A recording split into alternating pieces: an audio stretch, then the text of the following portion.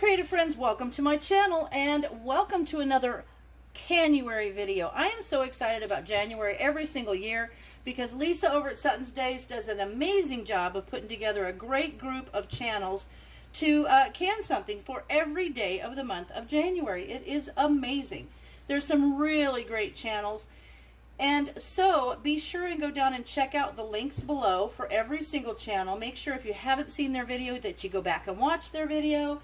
Subscribe to all of them, hit the little bell so that you get all the notifications of when they upload great videos.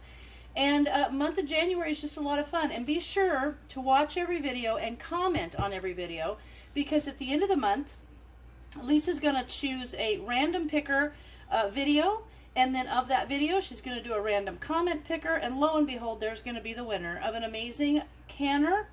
Or if you're not in the United States, you're going to get a gift card to Amazon. Such an amazing deal.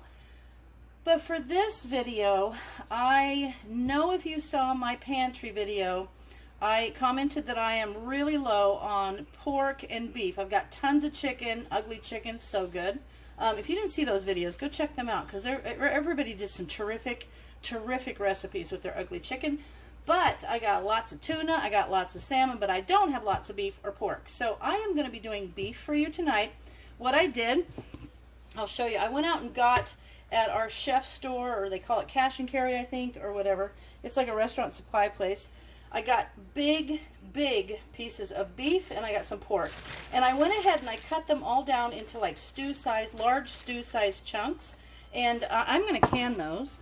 What I am going to do, though, to give them a little flavor, is I have some French onion soup, and I've got some loosened it up with water so that I can put about 1/4 of a cup in each jar to give it just, I don't know, kind of an oniony flavor, a little bit more flavor than just the plain canned beef.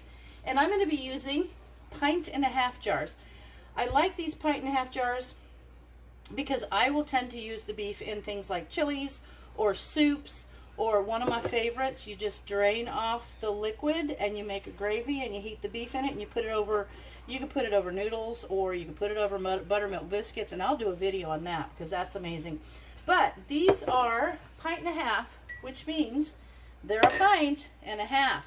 So when you're canning, you can look at your times, and for meats it has 2 times. It's got a time for pints and it's got a time for quarts. Well, this is bigger than a pint, so what you need to do if you're going to be canning in a larger jar like this is you want to bump this up to the quart. Now you can't go above quart, but this is in between the pint and the quart. So you don't want to kind of calculate an in-between time or do it for the pint time, because then there's too much product for it to process properly at that time. So we just bump this up to the quart. It's not a big deal. And so that's what I'm going to be using. I will get a jar out real quick, and all of my jars are in the canner and they're already hot. I have them about 140 degrees, which is the temperature that you want when you're raw pack, which means I'm not pre-cooking my beef. I am just raw packing it. So I'm going to have my canner temperature at about 140 degrees.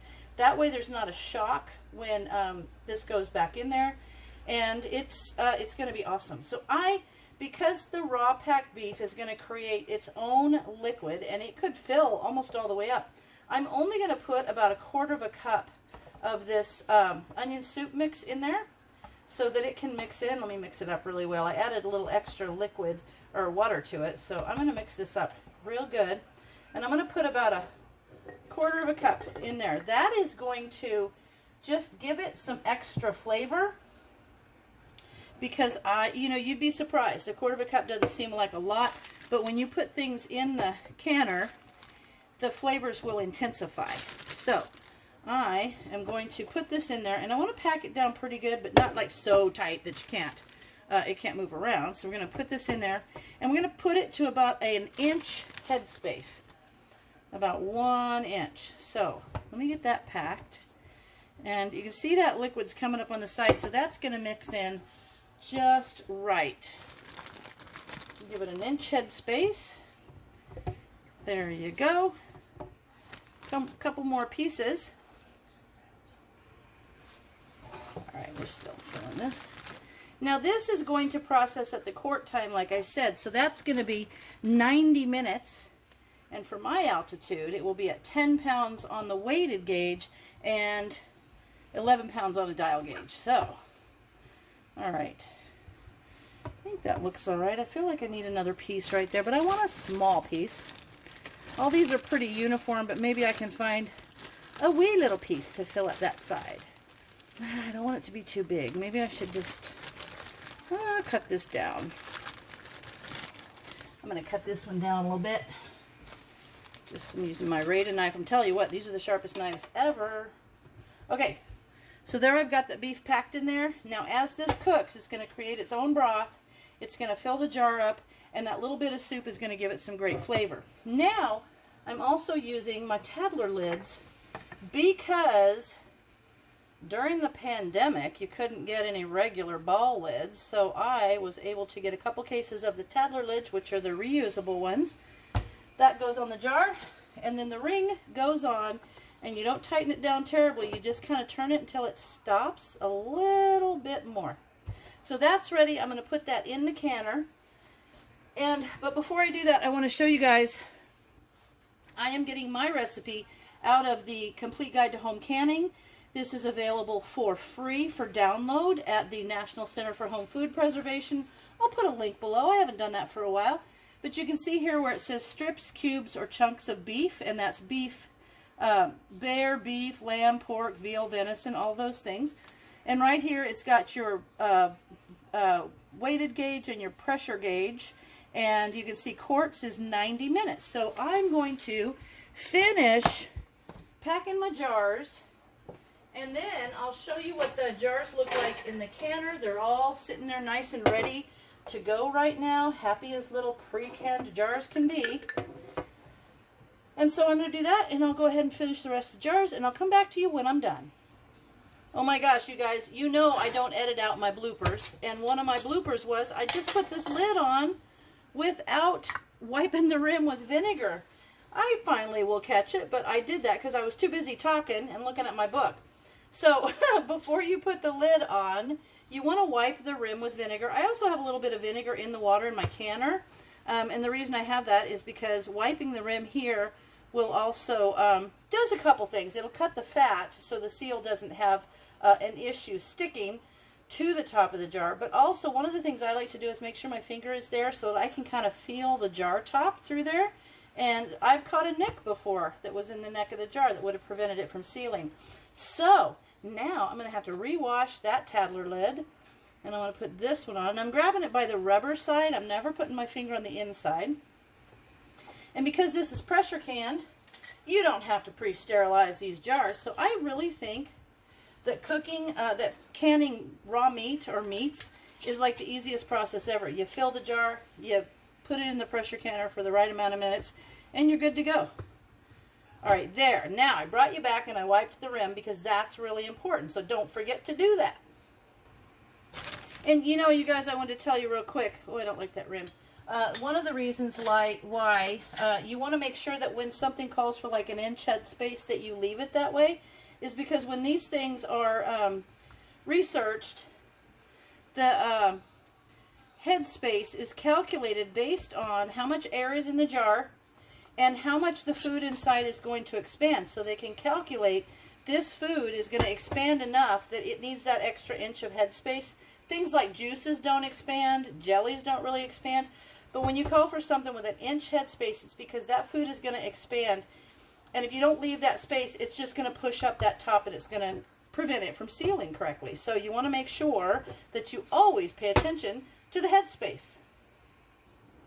You know, while I'm canning this, I was thinking of something. You know, when I went and bought this meat, it will end up costing about $3 a jar. So if I was to do these in half pint or pint jars, it'd be like $1.50, and that's not bad for the meat in a meal to be $1.50. And sure, when you go and buy a big piece of beef like this, there's more of an outlay of cash spending to begin with. But with the prices and things the way they're going, you're buying this now, and who knows what it would cost you, say, next year. So it's a pretty frugal way of having good food in a time where things might be starting to get super expensive. Well, they might be. They certainly already are. And this helps you to kind of buy things on sale now and eat them all year on sale. So that's kind of handy. But that's what I did here. I spent a lump sum, but I will have multiple meals at about $1.50 if they're a pint, up to maybe $3 for the meat in a meal, and that's not too bad of a deal. All right, there they are. I've got all 7 jars, no, 8 jars. 1, 2, 3, 4, 5, 6, 7, 8. 8 pint-and-a-half jars in my pressure canner. The Tadler lids are the reusable ones, so when I take these out, I'm going to have to crank it down real tight.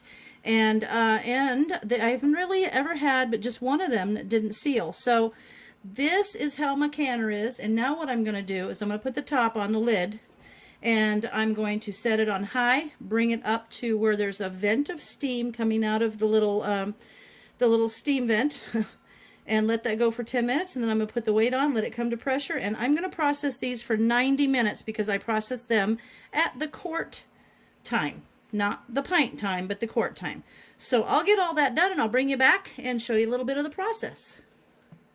Hey you guys, while those are processing, and I'm going to take you over in a second and show you a couple features about the canner while it's preparing for me to put the weight on, just to show you some things about the top of it. But I recently did some pork too, and I want to talk about this. So I've shown this pork, or the ugly chicken. Why do you think they call it ugly chicken? Because this stuff is not pretty. I think it's pretty, but in general, people are like, ooh, that doesn't look good.